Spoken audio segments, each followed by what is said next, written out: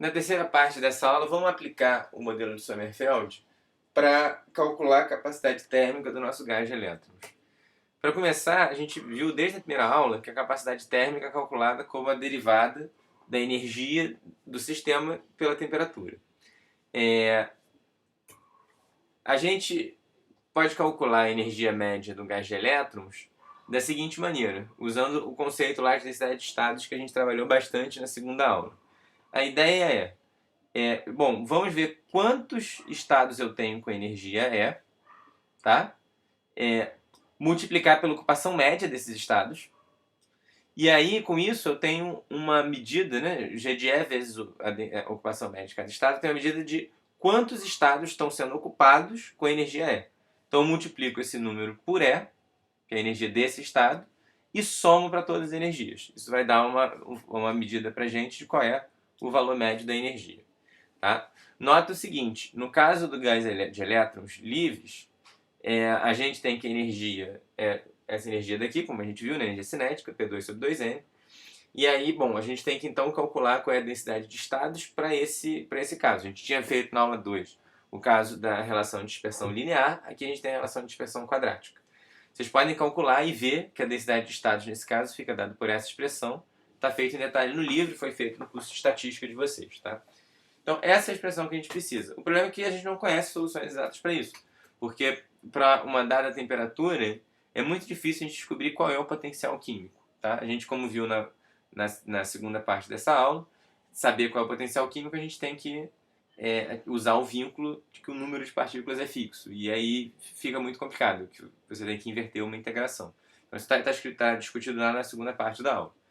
Então, a gente não conhece soluções exatas, a gente precisa de regiões soluções aproximadas. Quando a temperatura é muito maior que a temperatura de Fermi, a gente pode proceder perturbativamente e a vida fica mais simples.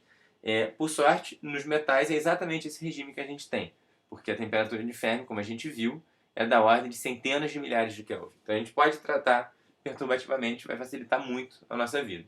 O jeito rigoroso, sistemático de fazer isso é a chamada expansão de Sommerfeld. E aqui a gente vai fazer de uma maneira mais heurística, a gente não vai entrar em todos os detalhes. Então a gente pode fazer da seguinte maneira, uma análise aproximada.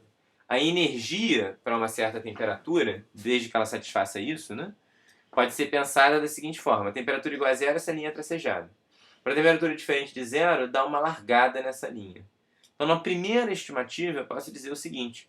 A energia do meu sistema é exatamente a energia que eu tinha antes, só que agora eu vou considerar o seguinte. Alguns elétrons que estavam aqui nesse estado, agora saltaram para um estado mais energético. Eles ganharam um quanto de energia ali da ordem de mais ou menos um kT. Então, a ideia é que eu posso considerar que a energia do meu sistema vai ser a que eu tinha antes, mais o número de estados que eu excitei vezes o quanto de energia que eu dei para cada estado. E, bom, aproximadamente, né, o número de estados que eu excitei vai corresponder, essencialmente, ao número de estados que está aqui dentro. Tá ok? Essa largura é da ordem de kT. Então, a densidade de estados vezes essa largura vai me dar, essencialmente, o número de estados por volume que eu tenho. Então, se eu multiplicar pelo volume, eu tenho o número de estados total que eu tenho aqui nessa região. Então, isso daqui vai ser uma ordem de grandeza, uma estimativa da quantidade de estados que eu excitei. Nota que eu não excito todos eles, né? Porque a ocupação aqui ela não vai para zero, né? Ela continua. Mas, assim, de uma ordem de grandeza, uma estimativa, é que o número de estados excitados é dado por isso daqui. Por outro lado, a energia ganha pelos estados é da ordem de kT, que é o quanto você salta de energia devido à excitação térmica. Então a gente vê que a energia, essencialmente, ela vai ser a energia que eu tinha inicialmente, mais algo que é uma constante aqui, um gama, né? Aqui a gente só tinha argumentos de proporcionalidade, gama sobre 2 vezes volume, a densidade de estados calculada na energia de Fermi, né? Importa a densidade de estados justamente em torno aqui desse valor, né? Que é a energia de Fermi, vezes kBt ao quadrado. Então o importante é que é quadrático na temperatura. Então isso é algo estimativo, tá? Se a gente fizer a conta rigorosa via expansão de Sommerfeld, vocês vão ver que de fato a primeira correção é da ordem de t quadrado, ou seja, quadrática na temperatura. Então isso é que é importante da gente perceber. Ou seja, o efeito de ligar a temperatura faz com que eu ganhe um termo proporcional a T ao quadrado. Por que ele é proporcional a T ao quadrado? Porque a energia que eu ganho para cada estado excitado é proporcional à temperatura. Mas, além disso, o número de estados que eu excito também é proporcional à temperatura. Então essa intuição é importante ter. Dessa maneira, a capacidade térmica, quando eu derivo, vai ter um termo proporcional à temperatura, tá ok? Então agora, para eu saber melhor quanto que vale isso daqui, eu posso reescrever isso de uma maneira diferente, em termos lá da temperatura de Fermi, tá? E usando a densidade de estados que estava no outro slide. Então pausem e vejam que usando essas grandezas aqui, eu posso escrever a minha capacidade térmica de uma maneira mais física, que é essa daqui, tá ok? Então, esse γ-til, quando você faz a conta exata pelo modelo de Sommerfeld, é π ao quadrado sobre 3. Então você vê que o nosso argumento heurístico foi bastante bom, né? A gente perdeu só algo que essencialmente é da ordem de 1, aí, próximo a 1. Então, como é que a gente interpreta isso daqui? É um fator que é basicamente da ordem de 1, e vezes. Isso daqui é exatamente o que a teoria clássica preveria. Então você vê que além a previsão clássica está multiplicada por um fator da ordem de T sobre TF. Só que T sobre TF é muito menor do que 1. Em outras palavras, a capacidade térmica do nosso gás de elétrons é muito pequena. Ela T sobre T Fermi é da ordem essencialmente de 1%. Então, a capacidade térmica à temperatura ambiente, isso aqui é temperatura ambiente, 1%, né? A capacidade térmica à temperatura ambiente é 1% da previsão clássica. É por isso que ela não entrou, ela não apareceu nas nossas primeiras aulas, quando a gente queria calcular a capacidade térmica dos sólidos à temperatura ambiente. Importa só os átomos. Por quê? Porque para os elétrons, você está a uma temperatura que você excite apreciavelmente a resposta térmica deles, você precisa estar numa temperatura da ordem da temperatura de Fermi. A temperatura ambiente é muito menor do que isso. Então é importante chamar a atenção para algumas coisas. Primeiro, é que essa questão de quais são as escalas de tempo depende muito as escalas de temperatura depende muito de qual é o agente físico.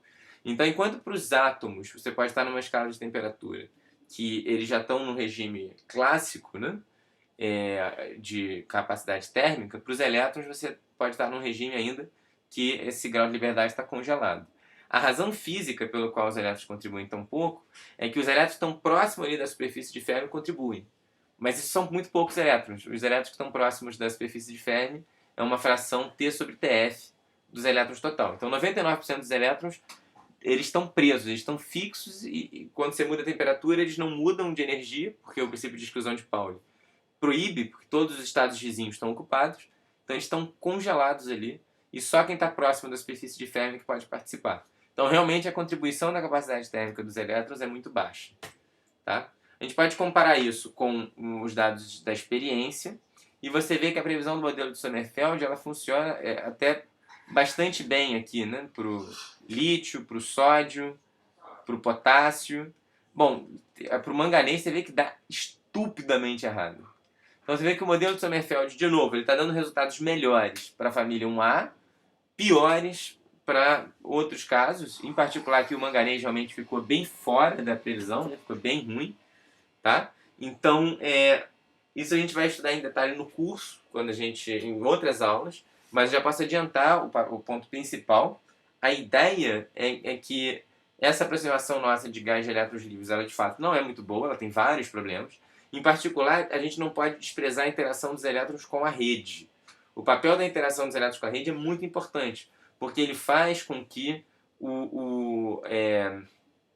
essa nossa descrição de gás de uma esfera, de uma superfície de Fermi esférica seja destruída. Então, na verdade, a superfície de Fermi para diferentes metais ela é bem diferente do caso de elétrons livres. Isso a gente vai estudar lá na frente, mas eu já estou querendo adiantar. Olha o sódio como a superfície de Fermi dele é uma esfera, quase perfeitamente uma esfera. Isso faz com que o sódio, o modelo de elétron totalmente livre, seja um modelo bem razoável. E está aqui dando um acordo bem bom entre teoria e experimento.